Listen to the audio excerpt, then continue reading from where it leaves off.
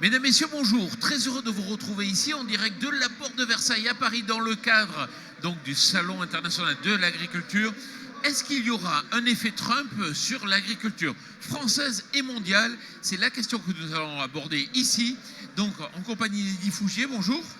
Bonjour. Vous êtes politologue, chercheur associé à l'IRIS. l'IRIS, c'est l'Institut de Relations internationales et stratégiques. Merci beaucoup. Frédéric Courleux, bonjour.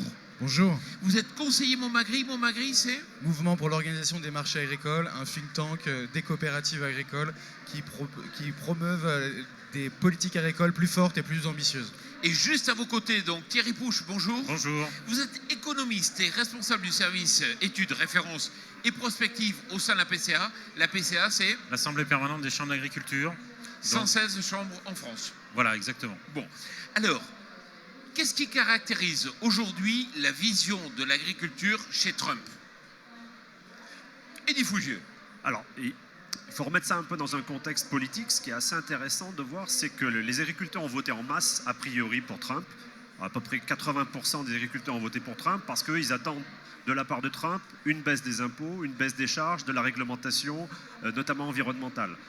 Ils sont un peu plus réticents sur l'orientation protectionniste, on y reviendra, de la politique de Trump, et surtout l'orientation anti-immigrés, étant donné qu'il y a à peu près 1,5 à 2 millions de migrants irréguliers qui travaillent dans l'agriculture aux États-Unis. Ah oui, en effet. Frédéric Courleux. Oui, on peut ajouter que Trump est avant tout un révélateur à ce stade. On est au tout début de son mandat. Ce qu'on peut voir notamment dans ses propos de campagne, c'est qu'il a dit tout haut ce que faisaient déjà tout bas les États-Unis. On s'éloigne quand même largement de ce que faisaient les États-Unis des années 30 aux années 70, où il y avait une vraie stratégie de régulation des marchés internationaux pour assurer une stabilité mondiale. Là, on le sait depuis 25 ans, la stratégie de régulation américaine, elle est avant tout pour développer leurs exportations. Quand vous dites régulationniste, ça veut dire que, en France aussi, on demande la régulation des marchés. En France, on le demande, mais on ne le fait pas forcément. La PAC, qu'est-ce qu'elle est aujourd'hui? Aux États-Unis, c'est tout autrement. Ils ne le disent pas, mais ils le font. Plein d'exemples possibles, notamment les aides contracycliques sur les céréales. Alors, contracycliques. Alors, les aides contracycliques, c'est des aides qui varient en fonction des prix. Aux États-Unis, un exemple, un producteur de blé est assuré de toucher $202 la tonne en cumulant le prix plus la subvention qui s'ajuste en fonction du niveau de prix. Ça, c'est un élément important pour la prochaine réforme de la PAC. Nous, à Montmagri, on plaide pour ce genre de système-là et donc d'importer les régulations américaines le plus possible en Europe. Thierry Pouche. De toute façon, on va y voir plus clair dans quelques mois, puisque les discussions sur la prochaine politique agricole 2018 aux États-Unis vont s'engager.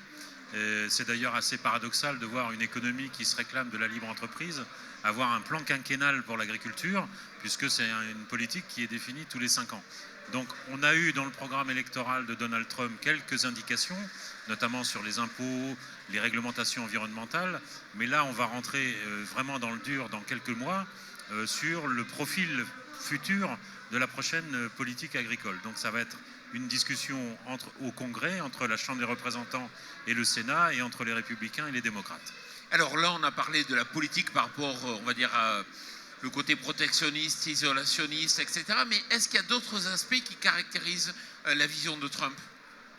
Ou est-ce qu'il a une vision agricole, déjà? Alors, il y a aussi des acteurs qui se mettent en place, c'est-à-dire Mike Pence, le vice-président de Trump, est quelqu'un qui est plutôt estimé dans le monde agricole et qui a la particularité d'être l'un des anciens congressmen républicains les plus libre-échangistes, donc les plus favorables à des accords commerciaux. Donc c'est ça qui va être un petit peu compliqué à gérer dans l'administration. Et puis il y a le nouveau secrétaire à l'agriculture, Sonny Perdue, qui est lui aussi fils d'agriculteur, vétérinaire, qui est gouverneur en Géorgie, donc un État assez agricole, donc qui a aussi une certaine vision de l'agriculture et qui est assez estimé dans le milieu. Donc, et qui va être à la tête du ministère de l'Agriculture américain, donc 155 milliards de budget, près de 100 000 personnes. Donc Trump n'est pas seul. je dirais peut-être Dieu merci. Donc on a aujourd'hui à peu près les cadres, et puis il y a effectivement la discussion du Farm Bill, cette loi cadre agricole qui va commencer dès cette année et qui sera décidée par le Congrès, plus que par la Maison-Blanche d'ailleurs. Donc ça veut dire que ce sont les républicains au Congrès qui vont prendre ces décisions. Il faut voir aussi un autre aspect du contexte américain, c'est que le revenu des agriculteurs en 2017 devrait baisser pour la 4e année consécutive. On n'a pas vu ça depuis la Grande Dépression. On va peut-être passer sous le cap des 2 millions d'exploitations agricoles aux États-Unis. On n'a pas vu ça depuis les premiers pionniers aux États-Unis. Donc il y a une grave crise agricole aux États-Unis au-delà de l'administration Trump. Thierry Bouche. Oui, je voulais juste dire que sur la prochaine négociation pour la politique agricole, c'est le Congrès qui décide. Le président peut faire exercer son droit de veto, mais on a vu dans l'expérience passée avec George Bush Jr. que le Congrès pouvait passer outre. C'est-à-dire qu'il avait refusé la loi, mais le Congrès l'avait fait finalement voter. Et le point important que soulignait Eddy Fougier justement, c'est que non seulement le revenu va baisser pour la 4e année consécutive, mais on a un solde excédentaire agroalimentaire aux États-Unis qui lui aussi est en diminution depuis 3 ans. Or, c'est un point important, puisque c'est un des rares secteurs de l'économie américaine qui dégage un excédent commercial. Parce que c'est vrai qu'on dit que ça ne va pas bien en France, mais aux États-Unis, ça ne va pas bien du tout, comme vous venez de le dire. On a un média qui s'appelle Agriculture et Nouvelles Technologies dans le groupe. Et on a fait une interview d'un agriculteur dans le Kansas en lui demandant à partir de combien d'hectares doit-on considérer, quand on est un agriculteur américain, qu'on est plutôt dans une position sereine, et en dessous de combien d'hectares on est dans le rouge. En France, on pourrait dire qu'à partir de 300 hectares en grande culture en blé, on est plutôt serein. Aux États-Unis, c'est 2000 hectares. Il faut avoir 2000 hectares pour être dans des bonnes conditions. Et en dessous de 1000 hectares, on est dans le rouge chaque fin de mois avec son banquier. Vous confirmez ? Oui et non. Les économies d'échelle en agriculture sont assez faibles au final. Et quand on perd de l'argent à l'hectare, quand on en a beaucoup, on perd beaucoup d'argent. Néanmoins, je voulais revenir quand même sur la politique agricole américaine qui fait qu'aujourd'hui, même si les revenus baissent, ce qu'a dit M. Fougier est tout à fait vrai, on est encore sur des niveaux de prix, je pense au prix du lait par exemple, qui sont nettement supérieurs à ce qu'on connaît en Europe. Aux États-Unis, il y a un système qui permet une péréquation de la valeur, qui permet en fait de fixer le prix chaque mois aux agriculteurs, et chaque agriculteur de 2 à 3 États reçoit le même prix.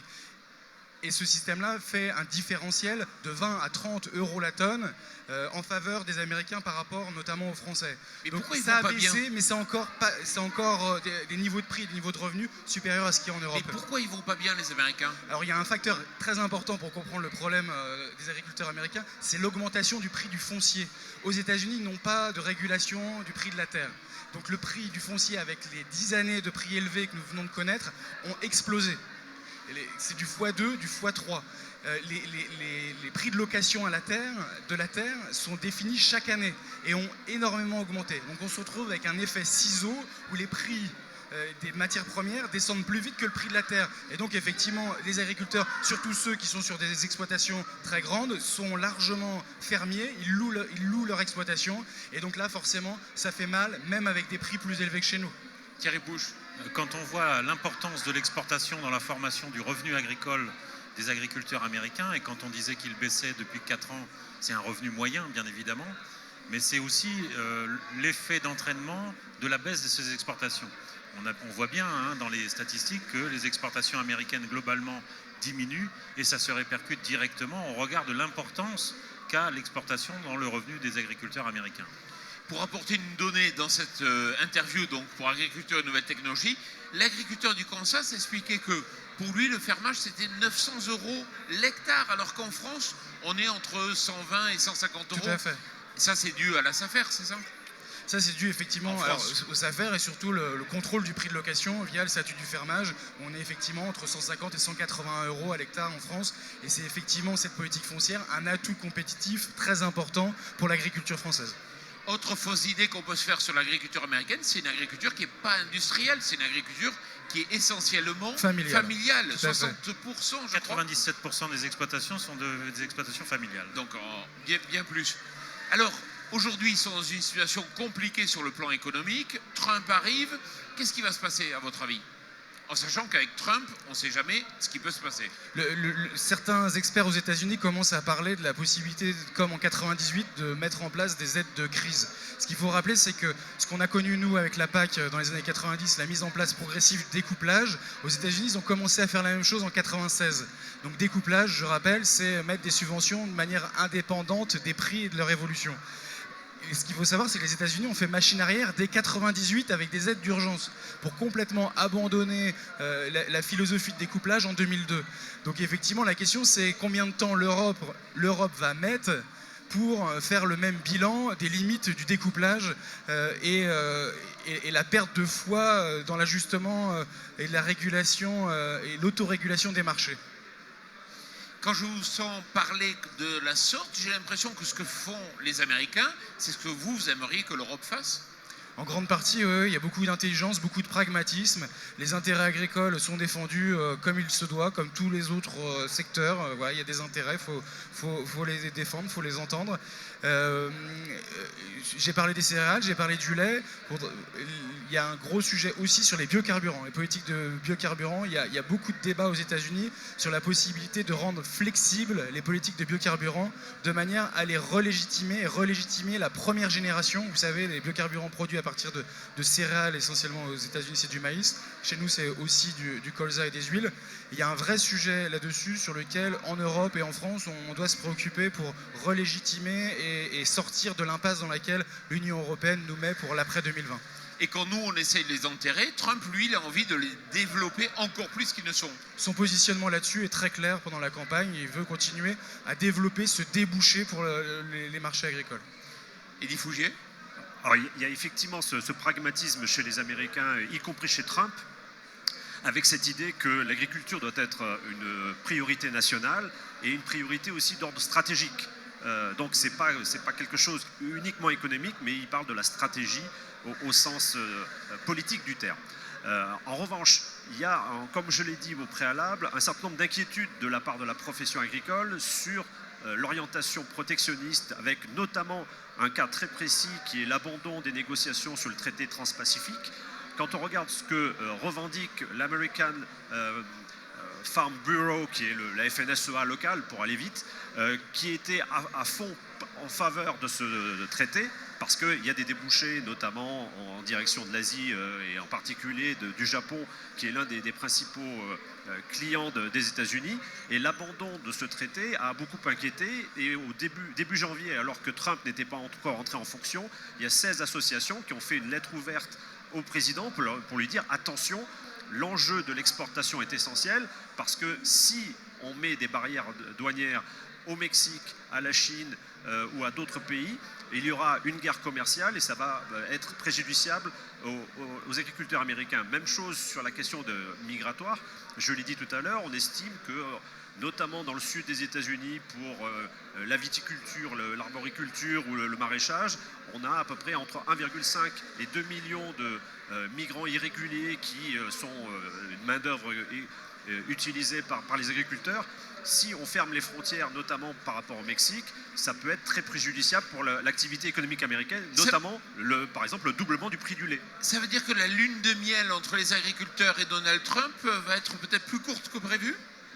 Ça n'est pas qu'un problème agricole. Quand on regarde les marchés en général, les marchés au début, quand je parle des marchés, c'est Wall Street, au début, quand ils ont vu Trump, ils se sont dit finalement, derrière son côté un petit peu extravagant, ça veut dire une baisse d'impôts, une déréglementation, c'est plutôt bon pour le business.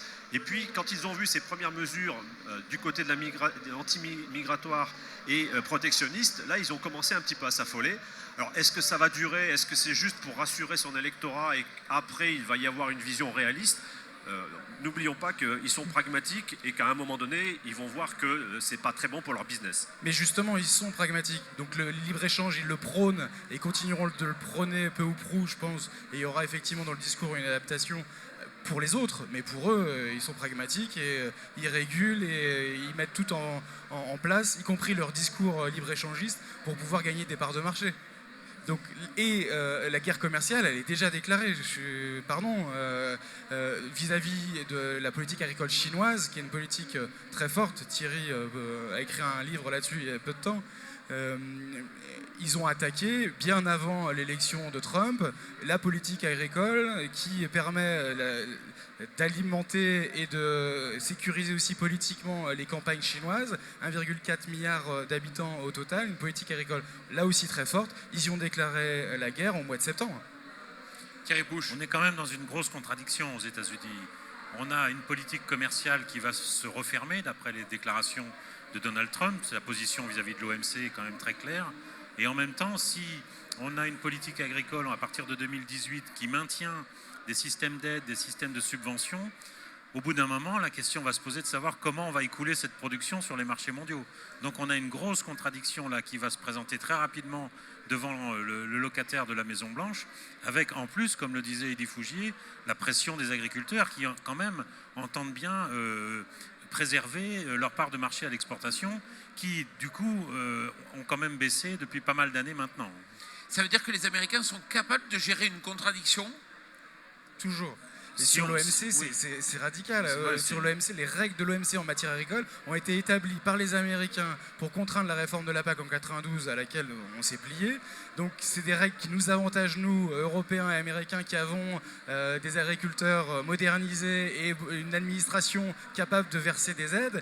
Mais tous les autres pays, notamment en développement, qui ne sont pas dans cette situation-là, n'ont pas le droit d'utiliser les outils classiques de protection et de soutien à l'agriculture du fait des règles de l'OMC. Donc on est plus que dans une contradiction, on est dans un cynisme, Ça veut dire qu'ils sont plus intelligents que nous sur le plan commercial?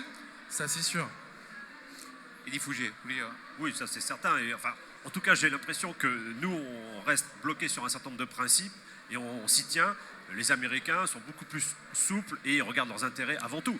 Et effectivement, sur le côté commercial, ils veulent renégocier. Trump a annoncé qu'il voulait renégocier l'ALENA, l'accord de libre-échange nord-américain avec le Canada et le Mexique.